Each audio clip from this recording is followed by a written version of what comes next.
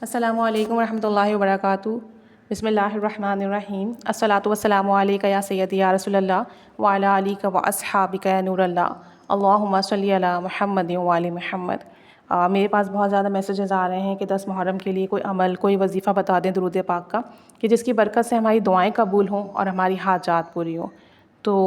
میں یہ عمل اکثر بتایا کرتی ہوں، اس کے بہت فیڈ بیک آتے ہیں میرے پاس۔ تو آپ لوگ نے ایک کام کرنا ہے، 10 محرم کے دن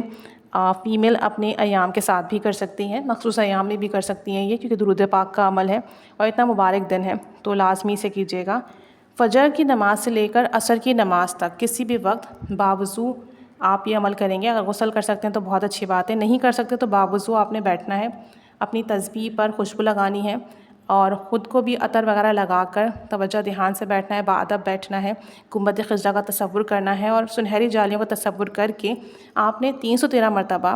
اللہم صلی علی محمد وعلی محمد یہ درود پاک پڑھنا ہے، یا 111 مرتبہ درود ابراہیمی پڑھنا ہے۔ دونوں میں سے کوئی ایک درود پاک بھی پڑھ سکتے ہیں اور دونوں بھی پڑھ سکتے ہیں،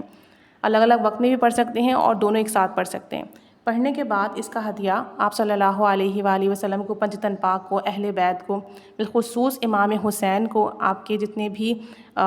کربلا میں شہداء تھے انہیں، آپ کے جتنے ساتھی تھے انہیں، یعنی شہداء کربلا کو، اصحاب کربلا کو ہدیہ کرنا ہے، اور ہدیہ کرنے کے بعد ان کے وسیلے سے دعا کرنی ہے۔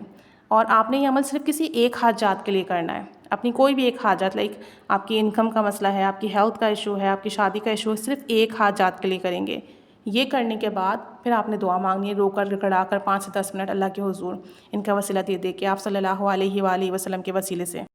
اور پھر اللہ سے دعا کرنی ہے کہ اللہ آج کا بابرکت دن ہے، مبارک دن ہے، اور اس دن کی بڑی اہمیت اور فضیلت ہے، اور میں نے درود پاک پڑھ کے تیری مبارک ہستیوں کو ہدیہ کیا ہے، ان کے وسیلے سے دعا کی ہے، اور میں اللہ عز و جل یہ نیت کرتی ہوں کہ میرا یہ جو حاجات ہے یہ مکمل ہو جائے، یہ پوری ہو جائے۔ تو اس کے بعد میں 313 مرتبہ اللہم صلی علی محمد وعلی محمد پڑھ کے ان ہستیوں کو ہدیہ کروں گی، 111 مرتبہ درود ابراہیمی پڑھ کے ہدیہ کروں گی، اور روزانہ ان کی بارگاہ میں کچھ نہ کچھ درود پاک کا ہدیہ بھیجوں گی، اور پھر روزانہ آپ جو ہے ایک تسبیح درود پاک کی ان ہستیوں کی بارگاہ میں ہدیہ کرتے رہیے اور ان کے وسیلے سے دعا مانگتے رہیے، اور انہیں بھی کہتے رہیے کہ آپ اللہ کے حضور میری اس حاجات کے لیے دعا فرما دیں کہ یہ جلد از جلد پوری ہو جائے، کامل عافیت برکت سلامتی کے ساتھ۔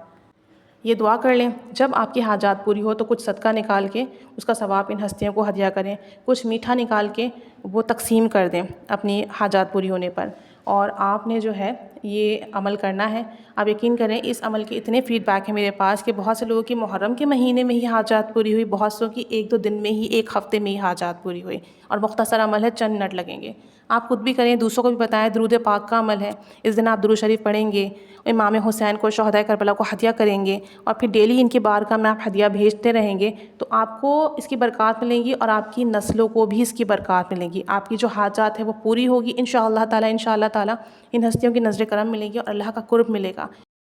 کیونکہ اللہ تعالیٰ اس دن کے وسیلے سے دعائیں قبول کرتا ہے، حاجات پوری کرتا ہے، اور جو مانگا جاتا ہے وہ عطا ہوتا ہے۔ تو کامل یقین سے کیجیے گا، توجہ دھیان سے کیجیے گا، رو رو کر دعا کیجیے گا، انشاءاللہ تعالیٰ آپ کو ضرور عطا ہوگا، ضرور بالضرور عطا ہوگا۔